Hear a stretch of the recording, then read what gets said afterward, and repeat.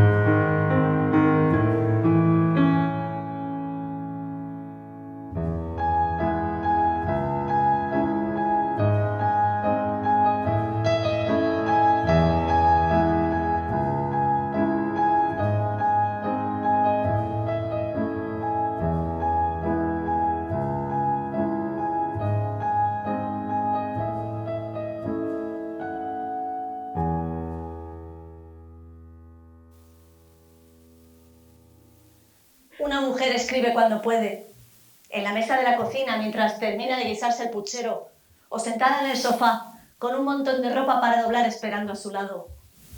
Cuando una mujer sostiene a su bebé en los brazos, escribe tan solo con el pensamiento.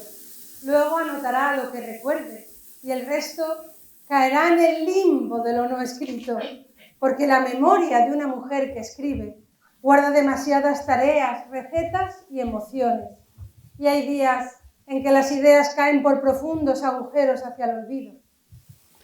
Una mujer que escribe tiene que enfrentarse a toda una tradición de silencio y con el desdén de los otros. Y en esa lucha debe apostar siempre por su propia voz. Por la felicidad y la vida pequeña. Encontrar inspiración en la risa de un bebé, la charla con una amiga, la vida de una mujer que hace varias generaciones escribió unos versos. Cuando una mujer escribe no posee nada, salvo la página, y no pertenece a nadie más.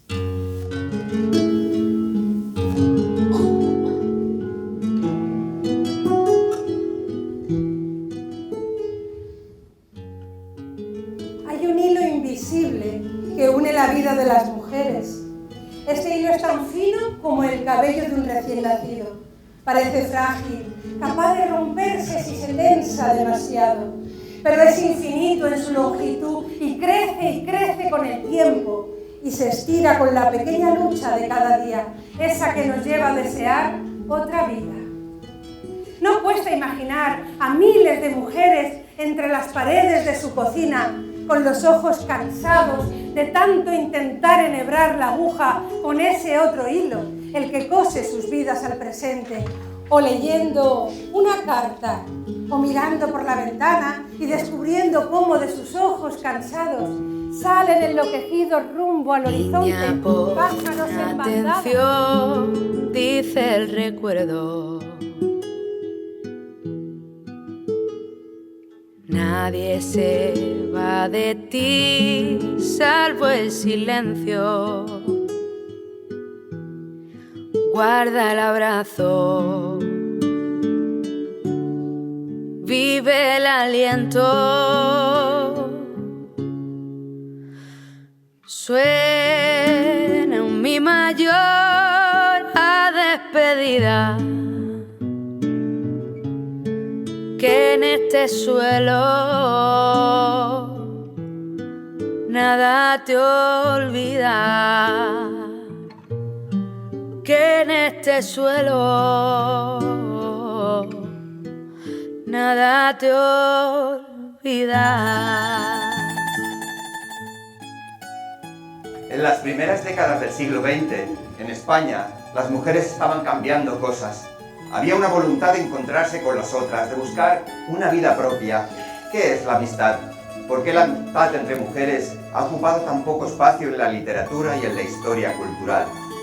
Cuando miro las fotos de juventud de mi abuela Eugenia y mi tía Carmen, las veo siempre con sus amigas, guapas y elegantes, con ondas en el pelo, cortito, con faldas a media pierna y pañuelos estampados al cuello, agarradas las unas a las otras del brazo.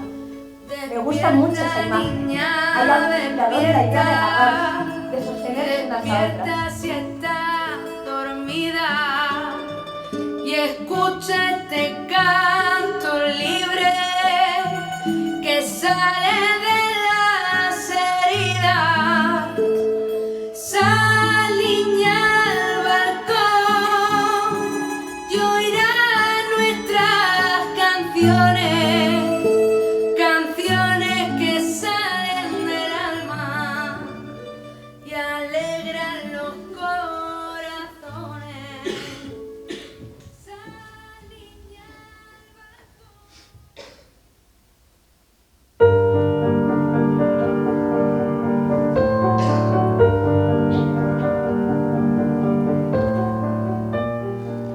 Concepción Arenal, Rosalía de Castro, Emilia Pardo Bazán, Carmen de Burgos, Concha Espina, María Goiri, Carmen Gallardo, María de la O Lejárraga, Matilde Ras, María de Maeztu, Carmen Baroja, Elena Fortún, Zenobia Camprubí, Clara Campoamor, Victoria Kent, Margarita Nelken, Concha Méndez, Rosa Chacel, Vitorina Durán, María Moliner, Ángela Figuera, María Teresa León, María Zambrano, Ernestina de Champursin, Luisa Carnés, Federica Montseny, Josefina de la Torre, Carmen Conde, Mercè Rodoreda, Dolores Medio, Alfonsa de la Torre,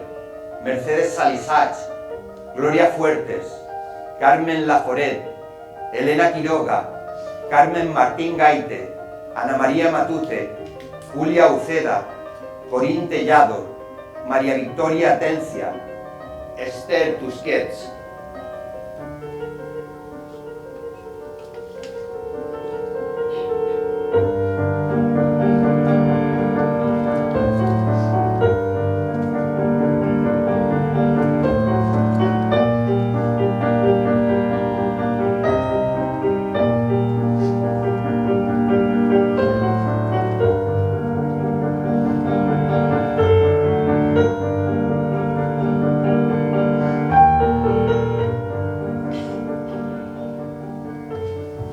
Hace algunos años se publicaron por primera vez las cartas que se escribieron Elena Fortún y Carmen Laforet. Esas cartas me hicieron tirar de uno de esos hilos que une la vida de las mujeres. Me di cuenta de que todas esas escritoras se habían conocido, habían viajado juntas, se habían escrito decenas de cartas contándose la vida y se habían sostenido en la distancia, habían alentado las vocaciones de las otras.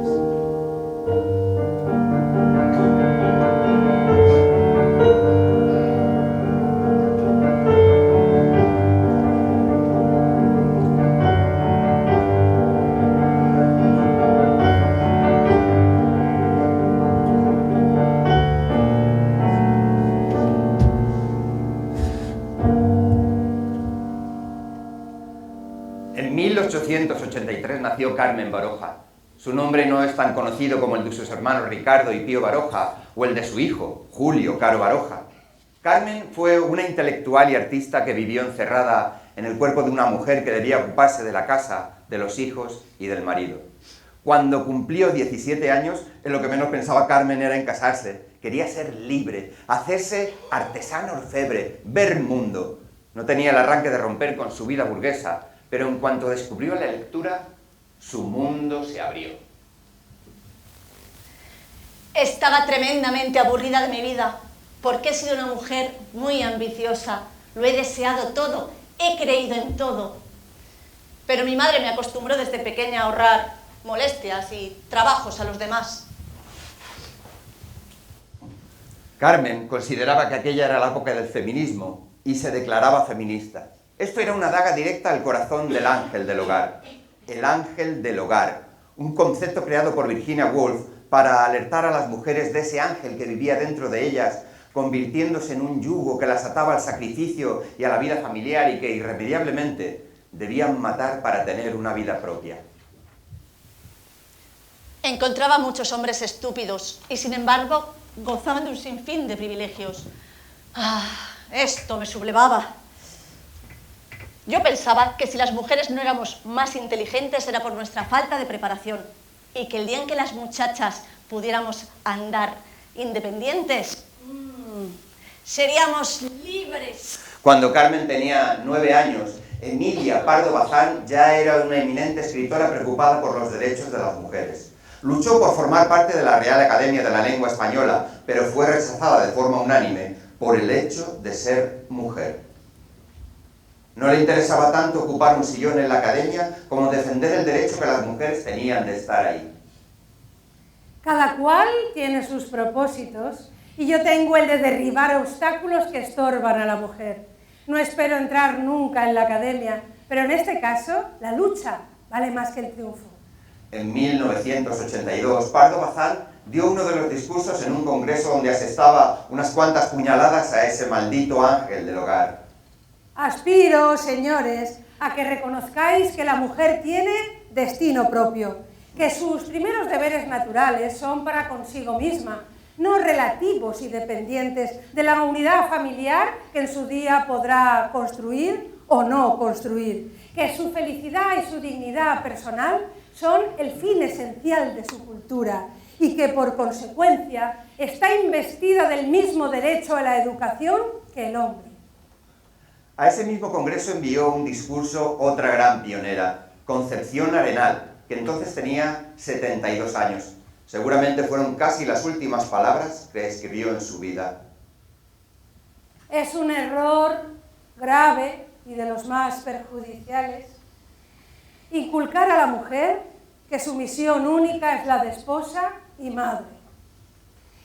Es un error gravísimo, porque lo primero que necesita la mujer es afirmar su personalidad independientemente de su estado y persuadirse de que soltera, casada o viuda tiene derechos que reclamar. Concepción Arenal, cuando tenía 22 años, se vestía de hombre con capa y sombrero de copa para asistir como oyente a las clases de Derecho de la universidad. Lo que se llama historia de la vida intelectual de la mujer es una patraña, porque no se puede hacer historia de lo que no existe. Algunas, venciendo todo género de obstáculos, se elevaron muy altas en las esquenas del pensamiento. Pero los hombres se creen infalibles en todos sus juicios acerca de las mujeres. Su opinión es un dogma y sus ideas, artículos de fe. Loca y boca.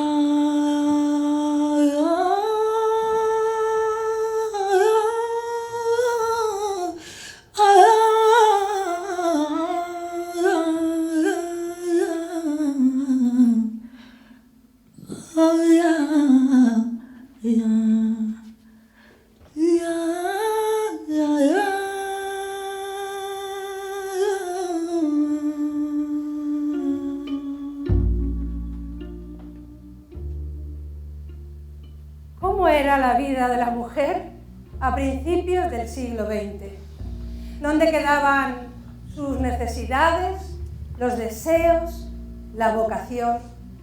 1, 2, 10, miles de muchachas encerradas en sus hogares con las manos del ángel del hogar asfixiándole en el cuello, aburridas de enhebrar la aguja con las yemas de los dedos doloridas de tanto bordar las iniciales de nuestros padres y de nuestros hermanos, en los blanquísimos pañuelos que estos se pondrían en los bolsillos de las chaquetas antes de salir a la calle a vivir, a trabajar, a ser hombres libres, mientras nosotras seguíamos ahí, justo en la misma salita, justo en el mismo sillón, soñando con tener una vida propia.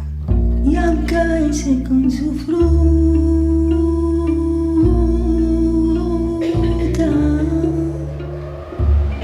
de palabras equivocadas.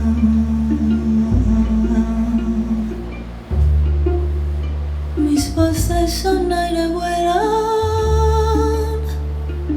mis días son tierra, pesan, mis lunas son soles, mientes, mis ojos son agua, fuentes, y ahí como me pesan las alas, y hay ganas de besarte, aire. Mis plumas están cansadas, y es que mi corazón baile, y es que mi corazón baile. Ay, loca, loca, loquita, loca, y así en mi boca, y aunque bese con sus frutas, de palabras se equivoca. Loca, loca, loquita, loca, y aunque bese con sus frutas, de palabras se equivoca, loca, loca, y así en mi boca, y aunque bese con su fruta.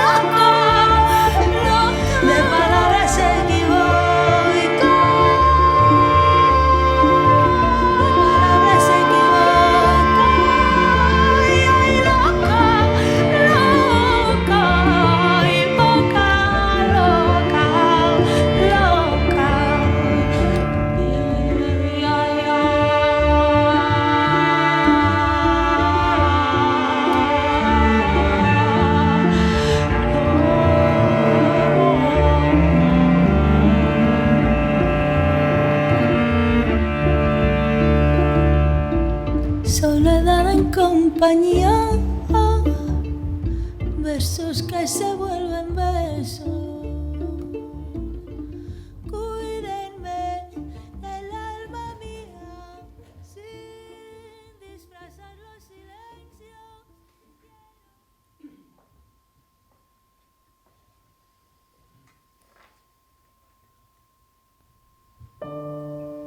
He pensado muchas veces en Carmen Baroja en estos últimos años. He imaginado todos esos deseos que deja atisbar en sus memorias, como piedritas guardadas en el fondo de los bolsillos de sus chaquetas, de sus abrigos, de sus batas de orfebre. Los deseos van donde se les antoja. Si no los dejas salir, caen hacia dentro de ti, en lo más profundo del pecho. Se vuelven oscuros y férreos. Los deseos son como las piedritas que mi hijo coge en los parques y me mete en los bolsillos. Esas piedritas negras pesan y pesan cada vez más. Y forman una capa en el cuerpo que le impide a una volver a levantar los pies del suelo. Porque son tantas y tan obstinadas esas piedritas que parecen tener una vida propia. Se quedan ahí, en el fondo de una, por siempre jamás. Y todo lo que queda es silencio.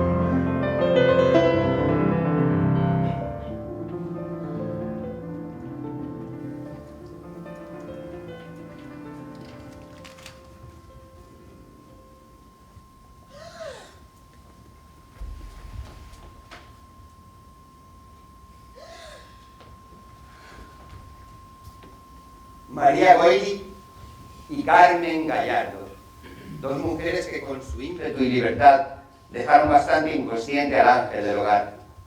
Ambas rondaban la treintena cuando conocieron a Carmen Baroja. Habían sido de las primeras alumnas mujeres de la Facultad de Filosofía y Letras de Madrid y a pesar de tener marido e hijos, no habían abandonado sus carreras profesionales.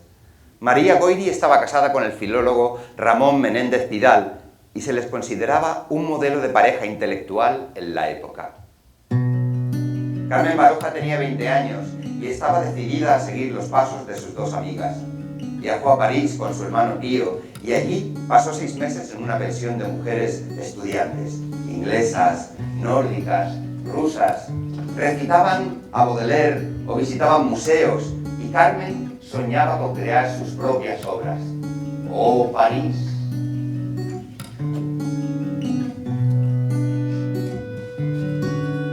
Sur le ciel de Paris s'envole une chanson. Elle est née d'aujourd'hui dans le cœur d'un garçon. Sur le ciel de Paris marchent des amoureux. Leur bonheur se construit sur un air fait pour eux. Sous le pont de Bercy, un philosophe assis, 2 musiciens, quelques badauds, puis des gens par milliers. Sous le ciel de Paris, jusqu'à ça vont chanter l'hymne d'un peuple épris de sa vieille cité. Près de Notre-Dame, parfois couvre un drame. Rue Metz à Paname, tout peut s'arranger. Quelques rayons de ciel d'été, l'accordéon d'un marinier, l'espoir fleurit au ciel de Paris. Sous le ciel de Paris, comme un fleuve joyeux,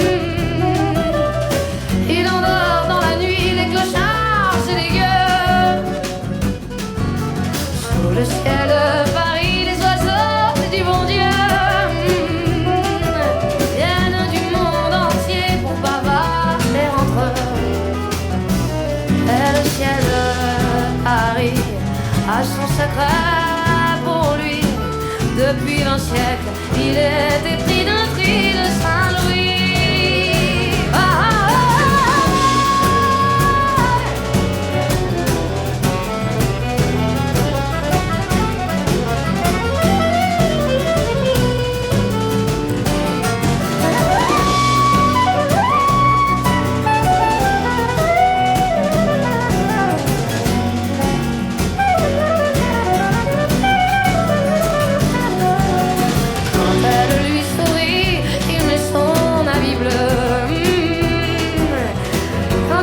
Sur Paris, c'est qu'il est malheureux.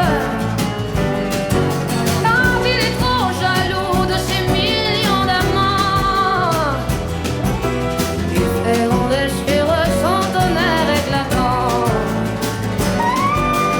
Mais le ciel de Paris n'est pas longtemps cruel. Pour se faire pardonner, il offre un arc-en-ciel.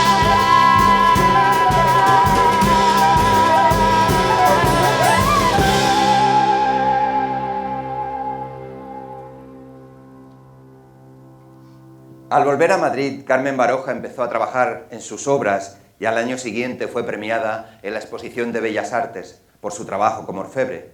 Aquel premio la lanzó a crear y empezó a tener otros reconocimientos. Parecía haber matado a martillazos al ángel del hogar. Pero pasó el tiempo y llegó el agotamiento, el cansancio por pelearlo todo sola. En ese momento heroico en el que una muchacha decide emprender una carrera, cabría esperar que su vida despegase, que encontrara más apoyos, y sin embargo fue este el inicio de una pequeña caída. Cuando todo parecía encajar, se sintió perdida y abandonó.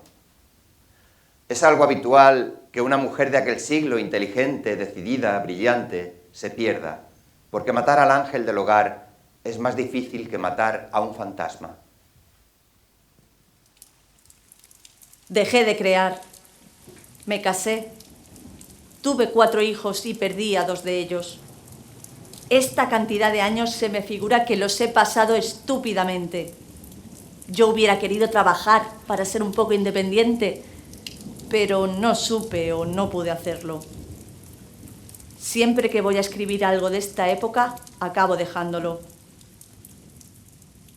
13 años que caben en 3 párrafos y una vida entera que lucha por no colarse entre las puntadas y caer en el vacío.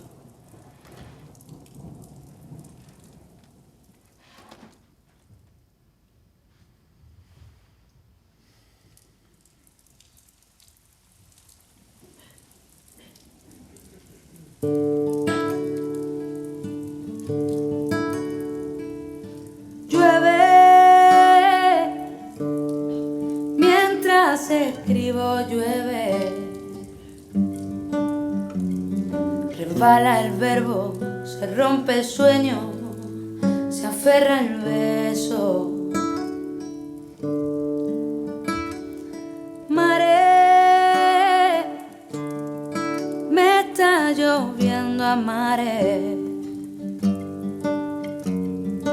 Yo hoy he venido a quedarme, a abrigarme los huesos, abrazarme los 2 hemisferios, hacerme un barquito de sal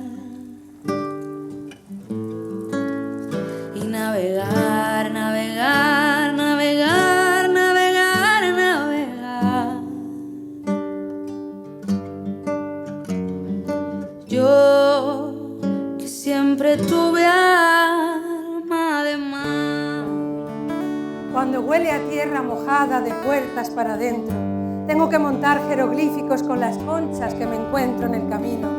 ¿Por dónde estaba mi casa, mi amor? Pero aquí dentro todavía tengo más miedos que olas, y vienen y van, y tiemblan y lloran. Y es después de la tormenta, al filito de nuestra barca, que susurro: ¡Ea, ea, que todo pasa! Duerme, niña, entera y ancha. Y navegar, navegar, navegar, navegar, navegar. Yo que siempre tuve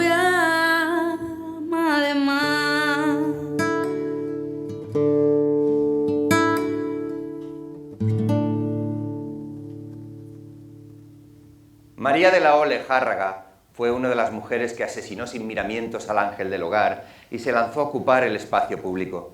Estudió magisterio y fue escritora, aunque firmó parte de su obra bajo el nombre de su marido. Escribió mucho sobre feminismo y llegó a ser diputada en 1933. Tenía 59 años por aquel entonces. Siempre apoyó y alentó la vocación de otras compañeras, como su amiga Elena Fortún. De joven, trabajó como maestra y a los 31 años consiguió una beca para viajar por Europa para estudiar los sistemas educativos.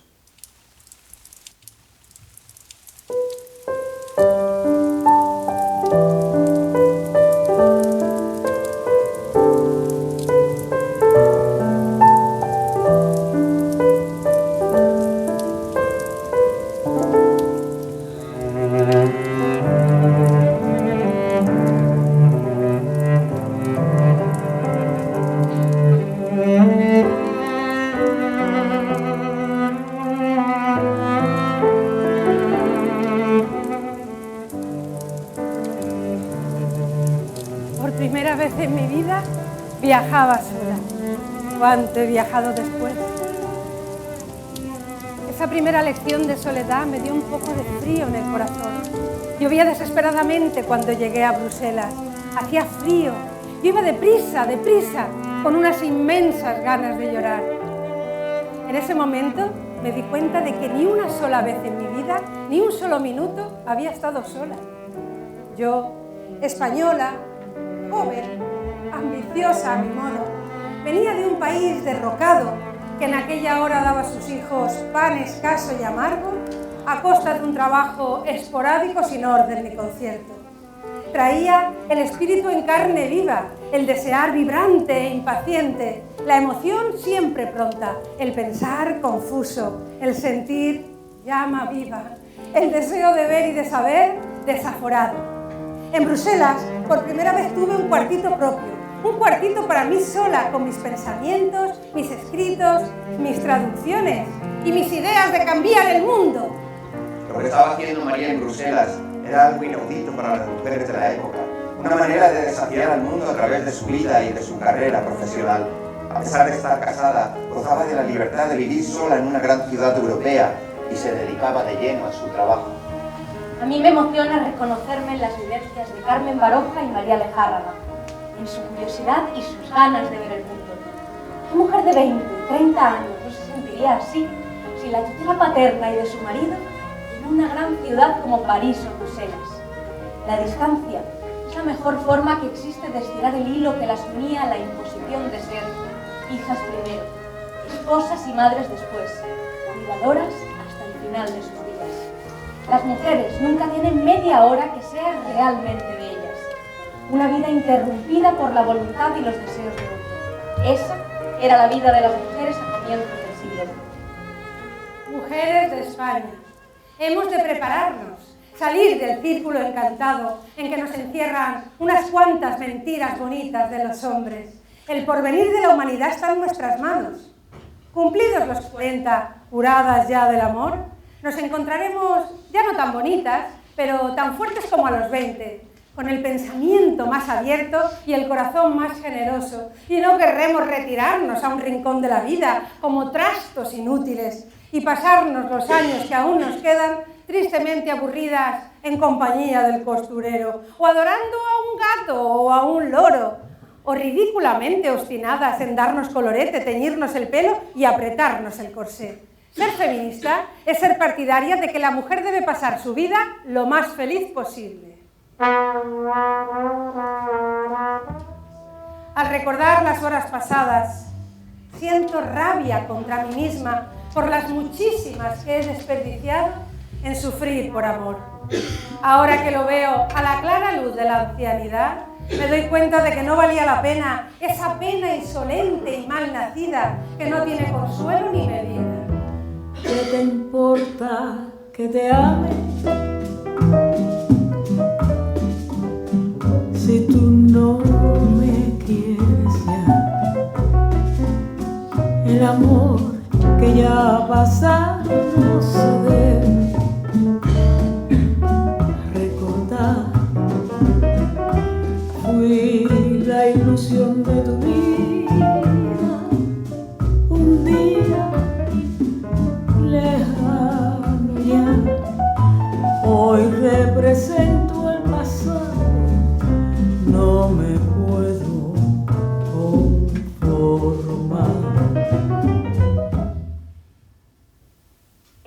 pasado me acerqué a la obra de Carmen de Burgos, apodada Colombín, y conocer lo que tuvo que vivir me conectó mágicamente con ella. A los 16 años se casó con un periodista mucho mayor. Esa relación la encerró en las paredes de la casa y en una relación de violencia. Carmen llegó a ver morir a sus 3 primeros hijos y la 4ª criatura que trajo al mundo le dio fuerzas para salir de allí. Carmen de Burgos se hizo maestra, dejó a su marido, se mudó con su hija a Madrid en 1901 y comenzó a publicar en prensa hasta que se hizo una firma conocida. Historias de silencio y violencia que se repiten de una generación a otra. Y sin embargo, muchas mujeres tuvieron una voluntad poderosa para afirmar su valía y su derecho a una vida propia. A ningún hombre consiento que dicte mi sentencia, solo yo puedo juzgarme, solo a él debo obediencia. Ya que fuiste cancelero, yo era tuyo compañero, hasta que fuiste cancelero. Voy a tatuarme en la piel tu inicial porque es la mía, para acordarme para siempre de lo que me hiciste un día, de lo que me hiciste un día. Voy a tatuarme en la piel tu inicial porque es la mía, para acordarme para siempre y recordarlo todavía, de lo que me hiciste un día, de lo que me hiciste un día.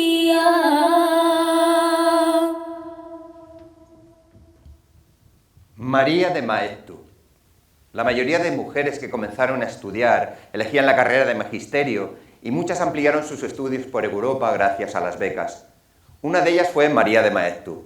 En aquellos viajes, la jovencísima María visitó residencias y espacios de mujeres que ella hubiera querido ver en España. Este espacio lo encontró en Madrid en 1915, cuando el Ministerio de Instrucción Pública inauguró la Residencia de Señoritas. De tener un hotelito con apenas 30 estudiantes a ocupar hasta 12 edificios, donde llegaron a vivir casi 300 mujeres. María de Maeztu tenía 34 años cuando el nuevo espacio abrió sus puertas con ella al frente como directora. La residencia se convirtió en ese cuartito propio compartido para las residentes. Pongo toda mi alma en este proyecto. Nunca me interesé tanto como por estas muchachas. Creo que mi vida vale poca cosa en comparación con la obra y por eso no me importa sacrificarla. María no estaba sola en la dirección del centro. Tenía a su lado a Eulalia Lapresta como secretaria y colaboradora y a su gran amiga Rafaela Ortega Gasset como vicedirectora. Fue una institución llevada por mujeres entregadas y entusiastas que creían que existía otra manera de hacer las cosas, mujeres que eran amigas y compañeras.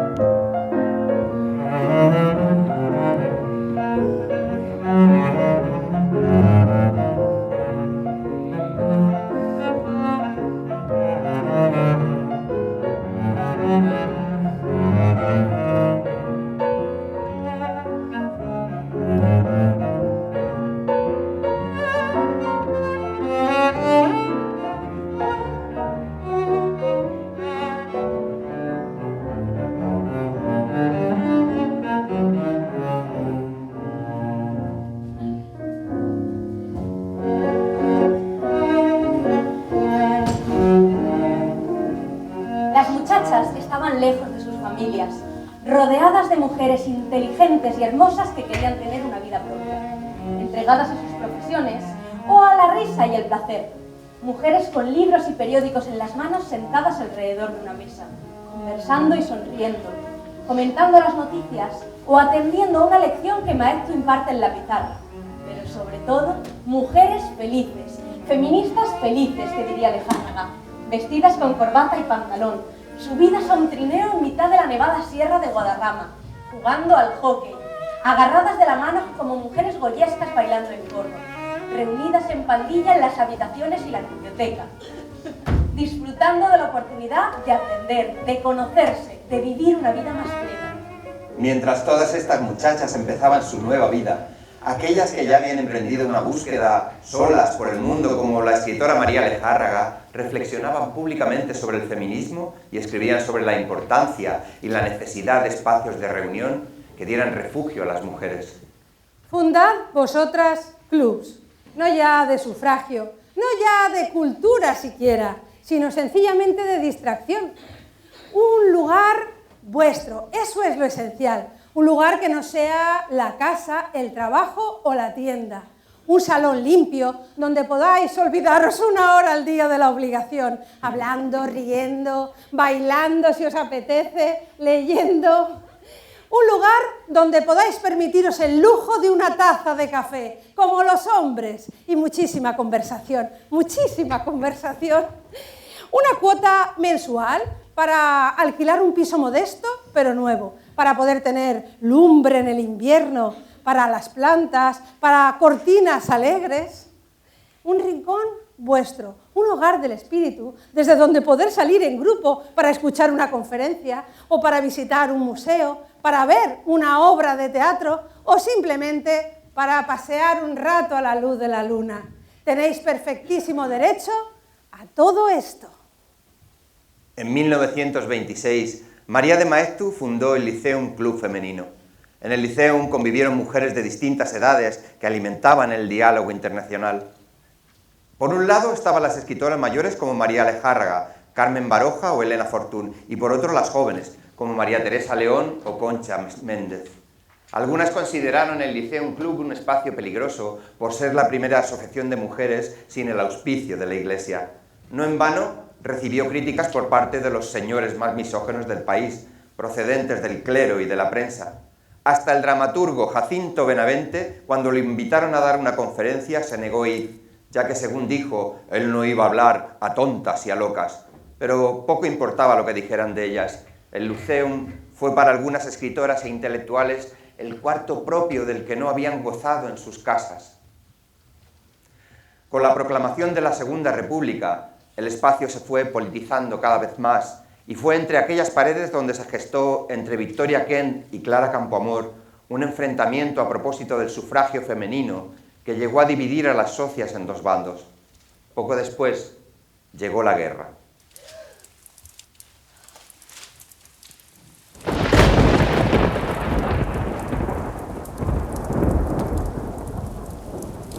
Cuando terminó la guerra, el gobierno franquista decretó el cierre del club y obligó a entregar el patrimonio a la Falange. La sección femenina desmanteló su biblioteca, quemaron muchos de los libros, destruyeron los archivos y su memoria fue borrada de la historia.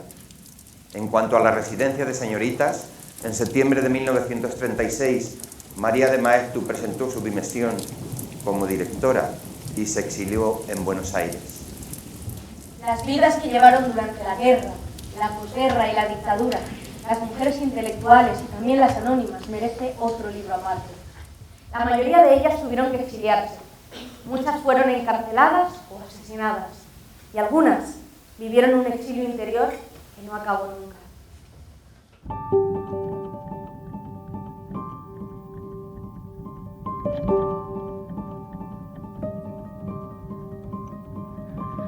Cántame bajito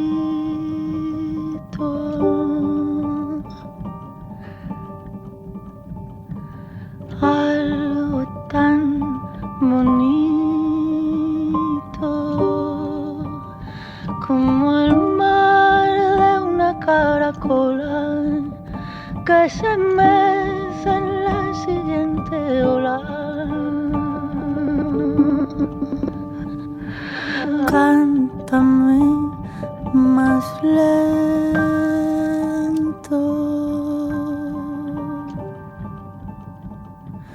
con el juramento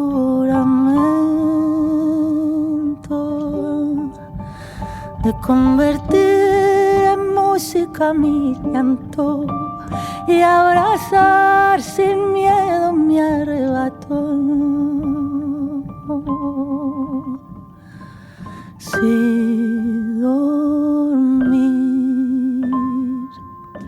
es lo opuesto a sufrir, yo dormiría toda una vida, gravitaría toda una vida. Si dormir es lo opuesto a sufrir, yo dormiría toda una vida, gravitaría toda una vida.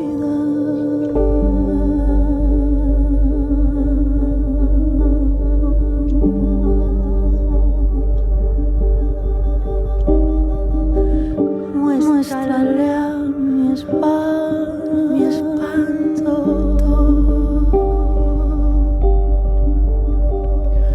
con tu hermoso canto,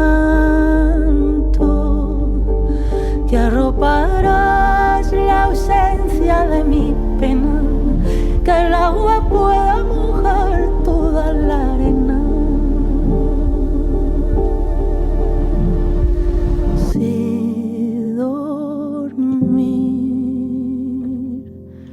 Es lo opuesto a sufrir, yo dormiría toda una vida, gravitaría toda una vida. Si dormir es lo opuesto a sufrir, yo dormiría toda una vida, gravitaría toda una vida, toda una vida.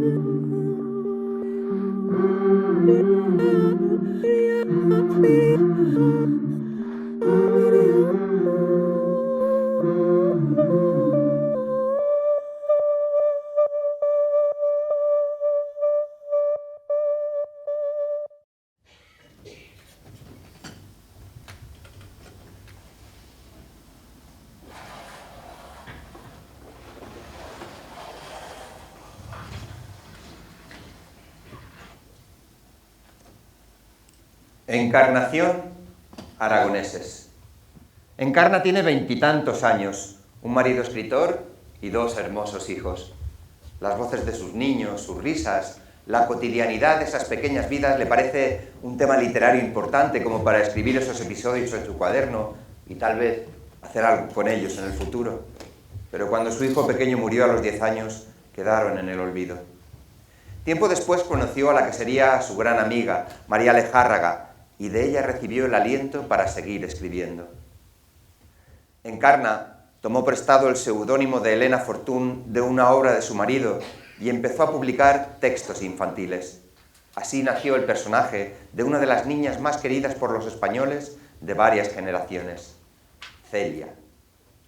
En aquel Madrid de finales de los años 20 y principios de los 30, Elena Fortún conoció a algunas mujeres que marcaron su vida para siempre, como la escritora Matilde Ras. Ellas dos, Vitorina Durán y Rosa Chacel, formaron parte del Círculo Sáfico, una reunión de escritoras lesbianas.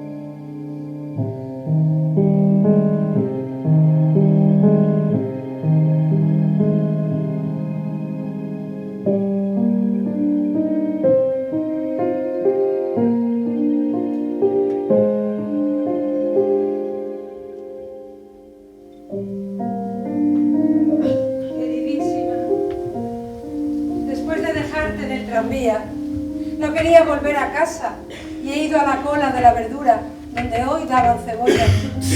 La casa está ya bien vacía, ni muebles, ni espíritu.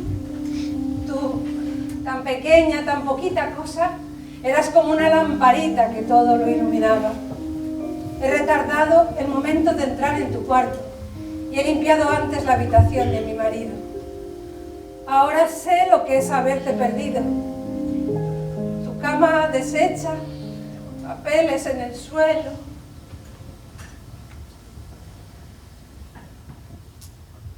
Elena Fortún encontró su camino en el momento mismo en que se dio cuenta de que había nacido para escribir. Había perdido algunos años, se había casado joven y no era feliz. Como tantas mujeres de su generación, vivía una vida que no le correspondía. Escribía y publicaba sin descanso y su marido se daba cuenta de que a ella le leían más que a él y que tenía más reconocimiento. Cuando su carrera como escritora estaba en el mejor momento, cuando el ángel del hogar yacía enterrado en el fondo de su jardín, llegó la guerra civil y el hilo se rompió de un tirón.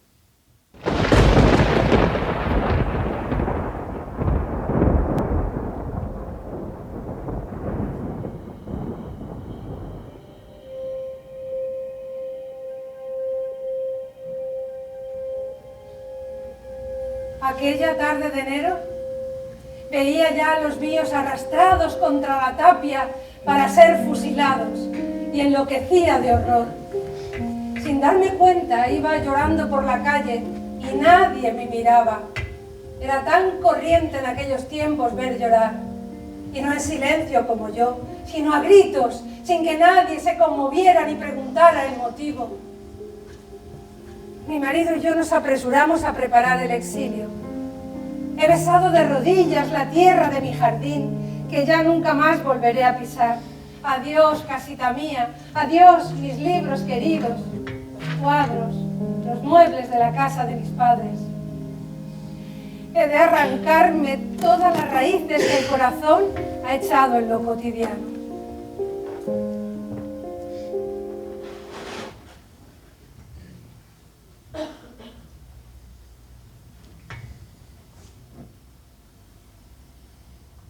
Elena y su marido se exiliaron primero en Francia y luego en Argentina. Durante los primeros años en Buenos Aires, ella fue la principal fuente de ingresos de la familia.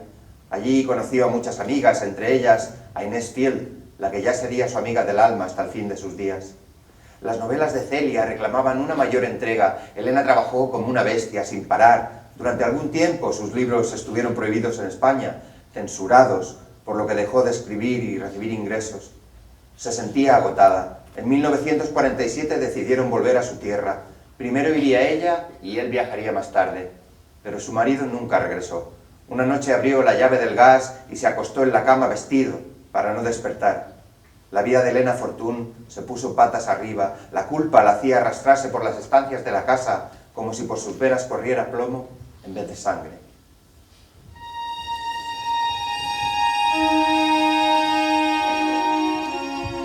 Inés de mi alma, amiga, te escribo esta carta porque te necesito tanto que estoy todo el día contigo. Ya sé que es egoísmo y falta de valor. Mi marido era excéntrico y trastornado y yo me enfadaba por ello y no quería ir con él a ninguna parte, cuando mi deber era hacerme cómplice suya en todo. Ser loca con él, ser desequilibrada con él, hacerme cómplice de todos sus disparates. Pues no lo he hecho.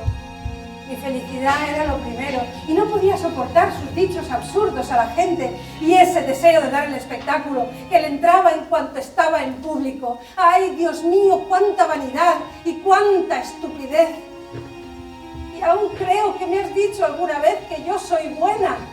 Lo que soy es monstruosa y ya mi vida no debe ser más que dolor. Yo tengo la culpa de todo, de su vida fracasada y de ese final.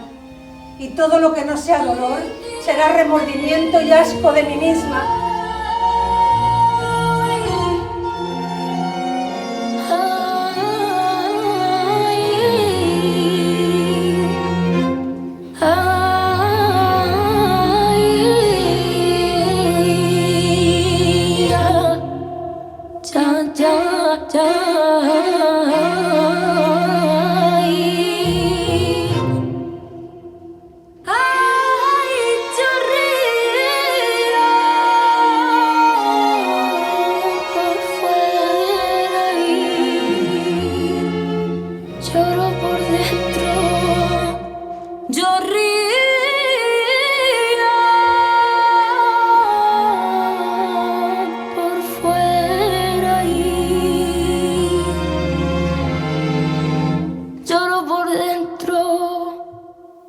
La casa del retorno.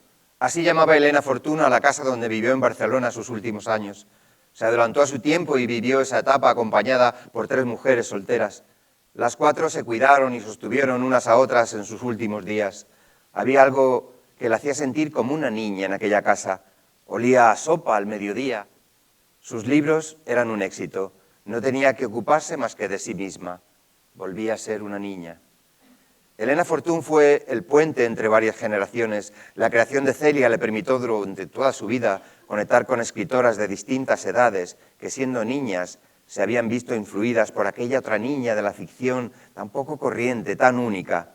Una de aquellas escritoras jóvenes que leyó de pequeña los libros de Celia fue Carmen Laforet. Empezó a escribirse con Elena Fortún en 1947 y ya formaría parte de su vida en los últimos años. Elena tenía 61 años y aún vivía en Buenos Aires, mientras que Carmen era una escritora de apenas 26 y había ganado el premio Nadal 3 años atrás. No pienses nunca que estás sola. Piensa alguna vez en mí, como yo hacía de chiquilla cuando te hablaba de tus novelas de Celia, sin haberte visto nunca, y te contaba mis pequeñas cosas. Nosotras estábamos destinadas a conocernos.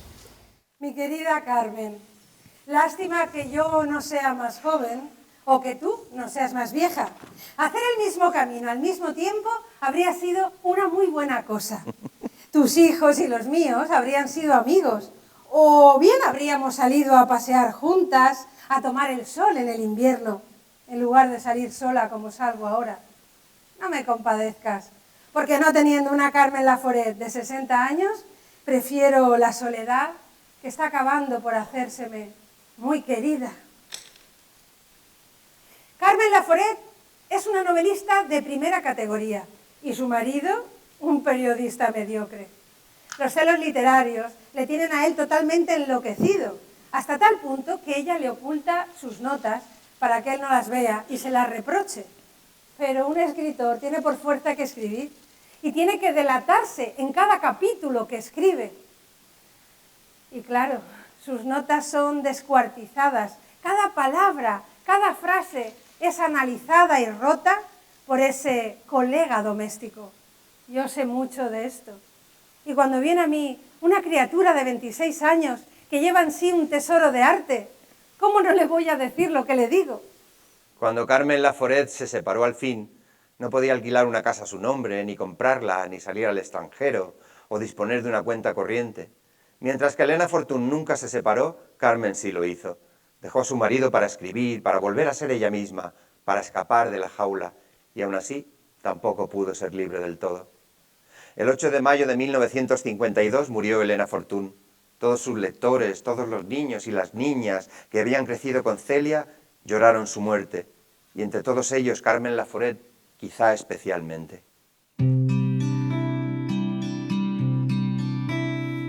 Aquí estoy, otra vez en plena huida. No quiero escucharme a solas.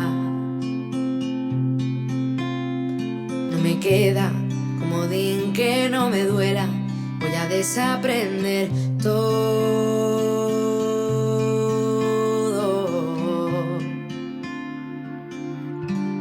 Voy a desaprender todo. Pero llegas con orquesta en los talones, los ojos llenos de sol y un olor a primavera y un sonido de viento madera, de viento madera. No sé, pero muerde mi miedosa golpe de perfume de todas tus flores que te bailan entre las caderas. No sé, pero llevo tu viento en la nuca. Me ha llenado la casa de versos, ha secado mis mares de dudas, mis mares de dudas.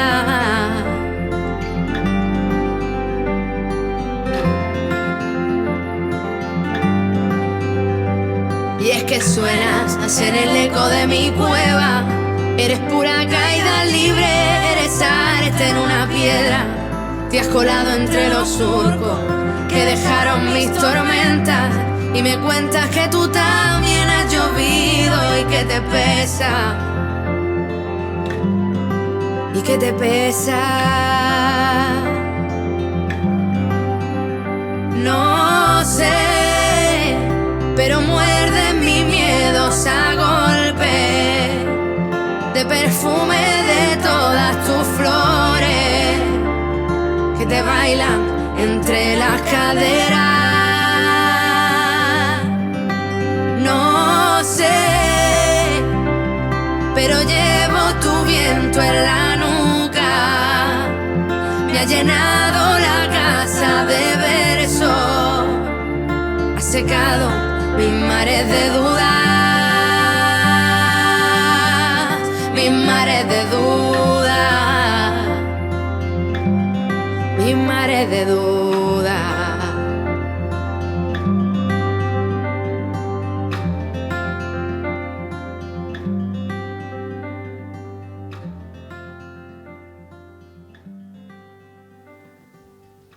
Nada. Así se titula el primer libro de Carmen Laforet, la magnífica novela de una muchacha de 23 años que ganó el premio Nadal y conmocionó a un país oscuro y en ruinas que había encadenado de nuevo a las mujeres al ángel del hogar. Esta novela tan potente y distinta abrió la puerta a una oleada de escritoras que querían explorar lo que significaba ser mujer en sus textos. Carmen Laforet les ofreció a todas ellas la legitimidad para hablar con una voz propia. Carmen Laforet y su obra no estaban solas. Compartían propósito con las protagonistas de las novelas de Ana María Matute, Elena Quiroga, Dolores Medio o Carmen Martín Gaite. A veces me sorprendo leyendo páginas al azar de las novelas de estas autoras. Pienso que estas muchachas se asomaban a esas novelas como si fueran ventanitas por las que salir volando en bandada como los pájaros. Ya no había espacios donde reunirse y conspirar, pero estaba la literatura. El hilo de las vidas de Elena Fortún y Carmen Laforet, y también de todas estas autoras, puede seguirse de manera ambigua en sus cartas y biografías. Pero nunca sabremos todo lo que se dijeron a puerta cerrada. Cuánta soledad y cuánto dolor atravesarían para poder escribir. Una lucha diaria por ser ellas mismas en una sociedad que no estaba preparada para que las mujeres fueran libres. Pero, ¿y ahora? Yo me sentía sola, golpeada por una violencia que creía dirigida únicamente a mí. Pero me di cuenta de que la violencia y la soledad en la que me encontraba formaban parte de algo colectivo. Lo que intentaba escribir estaba hecho a partir del coste de vivir. Había dejado de escribir, me había entregado a la crianza con todo mi ser y mi cuerpo, y me había partido en dos. Cuando empecé este libro en mi cabeza no lo comprendía. Por eso tuve que parar y dejarlo para cuando mi hijo creciera un poco, cuando ya no hubiera patatas que pelar, cuando dejara de ver doble. La cuestión es que las circunstancias no habían cambiado tanto cuando me senté de nuevo a escribir. Pero de repente, poseída por el espíritu en carne viva de todas estas escritoras, las palabras se abrieron paso entre mis dedos como llamas de fuego. ¿Puedes verlas? Van agarradas del brazo, riendo a carcajadas por la calle, unidas por ese hilo infinito de amistad que seguirá estirándose a lo largo del tiempo y del espacio. Ahora, algo de todas estas escritoras está en mí. Sus deseos y sus sueños viven todavía a través de mis palabras. Varias generaciones de mujeres han salido de las aguas subterráneas y reclaman la superficie.